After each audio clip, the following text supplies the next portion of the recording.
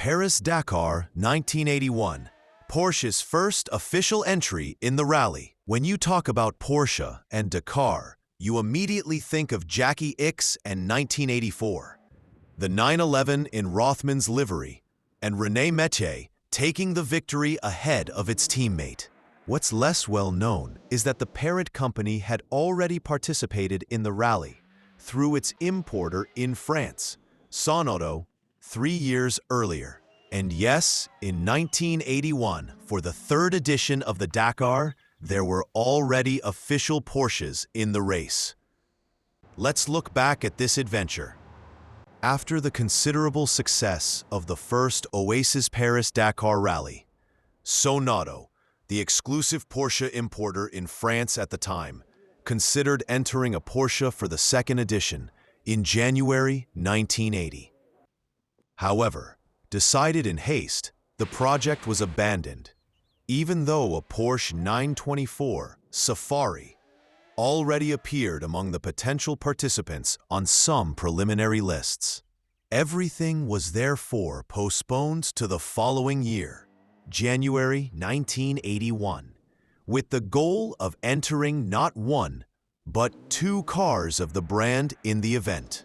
In the spring of 1980, Jürgen Barth decided to supply Sonauto with 2 factory cars. His choice then fell on the 924, the only car in the range capable in Dr. Furman's eyes of crossing dunes, wadis, and withstanding African tracks thanks to a front-rear weight distribution, much more favorable than the 2-wheel drive 911 of the time. And then, in 1979, Porsche had already entered 2 924s in the Kenya Rally for Jürgen Barth, with Roland Koosmal already, and Alex Janda Helmuth Ristel, with admittedly 2 retirements, but the 924 was in full development.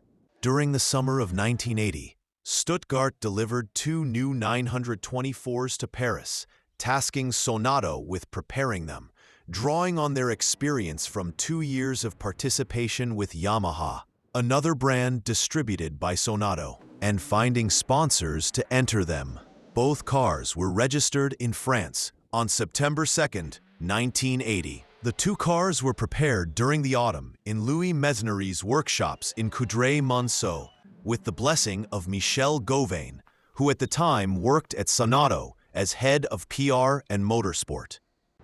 For this project, Mesnery will primarily rely on feedback from the Kenyan rally, without being able to conduct any specific Dakar tests beforehand. During the Kenyan rally, the cars used a standard engine which proved very reliable but not powerful enough. Therefore, the engines will undergo specific modifications aimed mainly at increasing power, 147 horsepower, improving low-end torque, and enabling them to handle the poor quality fuel used in Africa. However, the cars encountered numerous and significant other problems during the Kenya rally, which helped to clarify the preparations for the Dakar rally cars. Barth retired due to a transmission failure, so for the Dakar, the standard gearbox will be retained, but the rear axle will be fitted with a limited slip differential. In Kenya, both cars repeatedly suffered shock absorber failures due to the oil expanding in the heat, causing them to burst. For the Dakar, this issue will also be addressed with the installation of special wishbones and suspension arms from the 924 Carrera GT, coupled with specific Bilstein shock absorbers. Another problem in Kenya was that the wider wheels, fitted with special tires, were hitting the inside of the wheel wells and eventually completely deforming the chassis. It finally cracked, and Barth himself welded it back together, while Koosmal sprayed everything with water. For the Dakar rally, a second subframe was built using steel tubing to completely stiffen the car.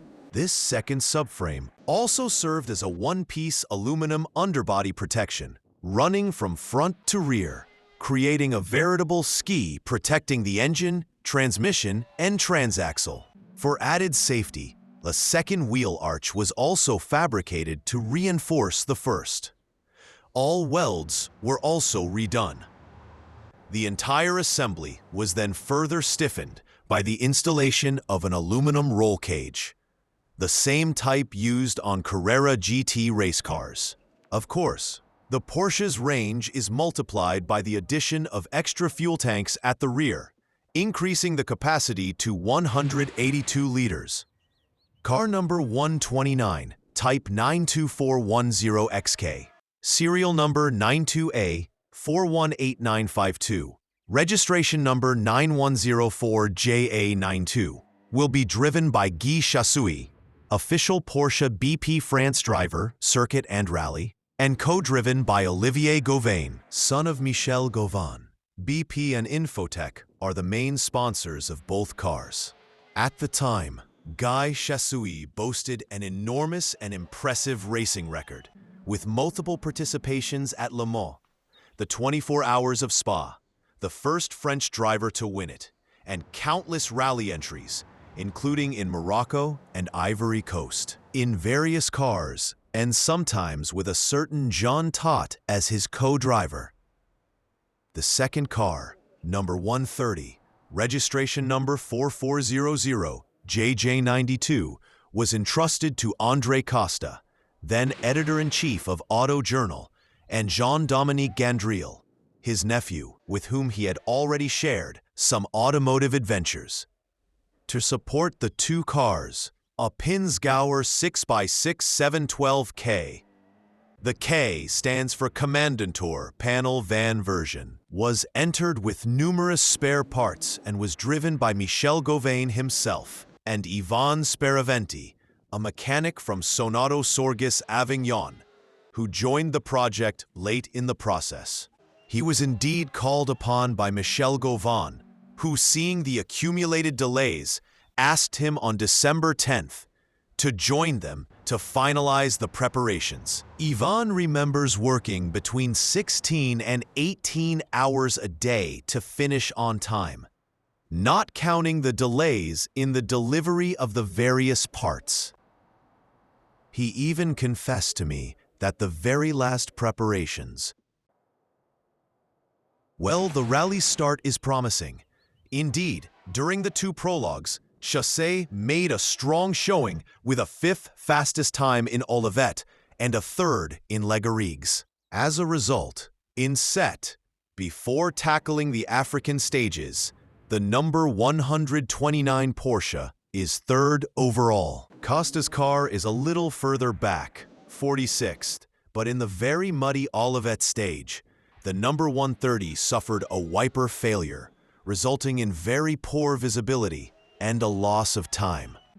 Not a big deal, as the stated goal was to maintain a good position and let Chassouy, given his talent, be at the front.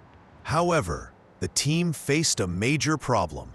The Pinzgauer, prepared in Pont de Vaux, encountered some issues. During the prologue in Olivet, while taking a pothole a little too hard, Michel Gauvain hit his head on the roof and bounced back in his seat. It must be said that the crew cannot tighten their harnesses. Otherwise, they can't reach the steering wheel. This knocked the wind out of him, and he suffered severe back pain. The team is worried about the rest of the race, and rightly so. In Nîmes, during the Garrigues special stage, the 6x6 skidded and ended up in a mud puddle.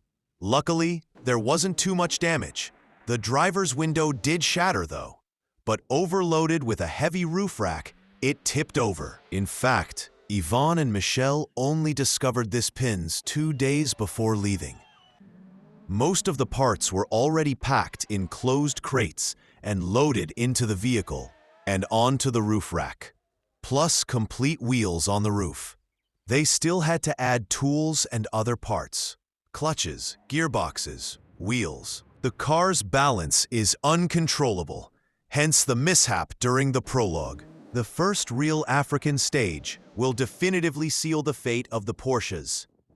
Despite once again achieving 3rd and 8th place in Maujbara Messiad, the first real short special stage, the Porsches will very quickly encounter major problems with their shock absorbers, which break on the corrugated metal due to the vibrations generated and their poor mounting, following all the modifications made to the car. To make matters worse, Chasui even blew his engine trying to get out of a sandbank. That was it for the number 129 Porsche on this first stage, before even reaching the crossroads. Costa Gandri's car fared a little better and managed to finish this first stage in 105th place, but arrived at the bivouac very late, well after midnight. After getting stuck in the sand and then remaining trapped for a long time in the fesh. The next day, there was only one Porsche 924 left in the race, and it too had suffered considerable suspension damage. Even though its engine was running superbly and had allowed it to achieve some impressive performances on the less challenging sections. Unfortunately, in 4 Cheminée-Necker, the terrain proved just as challenging. Very quickly, the crew encountered the same problems with the shock absorbers, which broke one after another. Faced with the significant delays they had accumulated, Michel Gauvin and André Costa decided to end their adventure there and return home with the car, without risking having to abandon it further in the rally. The first Algerian stages had thus decimated the Sonauto BP team, and the team would abandon the Dakar rally on January 6, 1981. Car number 129 was towed behind the Pinzgauer, while car number 130 was able to return on its own, but with caution. The story of these two Porsche 924s does not end there, since after their return to Levallois, the two 924s will be dismantled and reconditioned to new condition, taking into account the failure of the Dakar. The director of Porsche France at the time, Mr. Daniel Vauvier, will sell them a few months after the Dakar to the famous rally driver Robert Neyret, who, for the Bandama Ivory Coast Rally, is looking to enter several vehicles in his team.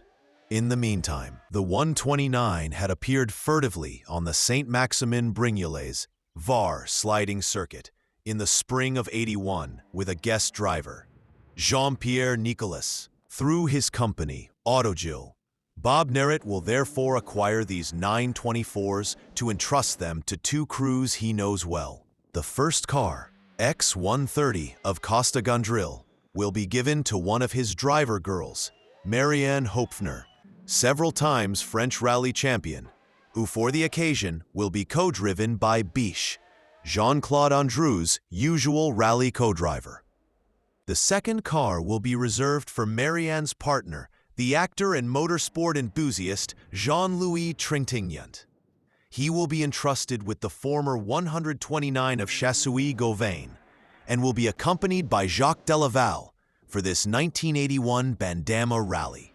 Bob will drive an A310 V6, still with his trusty Terror, and his son Stéphane will be at the wheel of a Mitsubishi Colt Lancer with Antoine Marnis. All four cars will sport the colors of the Gitane Cigarette Company and will therefore feature a blue livery in the colors of the famous cigarettes. All four cars will have to retire for various reasons. A timing belt failure for the girls' 924 very early in the rally, and a fuel shortage for the Alpine and the Mitsubishi. As for the Trintignant Delaval 924, they broke an engine mount, which led to a perforation of the front radiator during the second stage. After having achieved very good performance, thanks to handling particularly well suited to African tracks, very neutral and balanced, jumping bumps, flat, while awaiting their return to France by cargo ship, all the rally cars were gathered for a few days within the Abidjan commercial port. There, a mysterious fire damaged or destroyed several racing cars, including Marianne Hopfner's, which burned completely. Back in France, the former 129 was sold in June 1982 by Bob Neyret to a rallycross driver from Clermont-Ferrand, Pierre Merle. Merle competed in a few races with the car, but it proved uncompetitive compared to the buggies and other super lightweight, overpowered prototypes permitted by the regulations of the time. He then contented himself with using his 924, still in its navy blue Gitanes livery, for shows, demonstrations, and other promotional events in supermarkets. 4 years later, in June 1986, Jacques Delaval bought the car from him to add to his small personal collection of Porsche 911s, with the intention of restoring it to its original 1981 Paris-Dakar condition. In 1987, he had the car completely disassembled by a Porsche specialist in Lyon with the aim of beginning its restoration. Various personal and professional reasons prevented him from completing this project. So, after 30 years of dry storage, he sold this unique car in 2017 to a friend, a renowned classic car specialist based near Rothmans.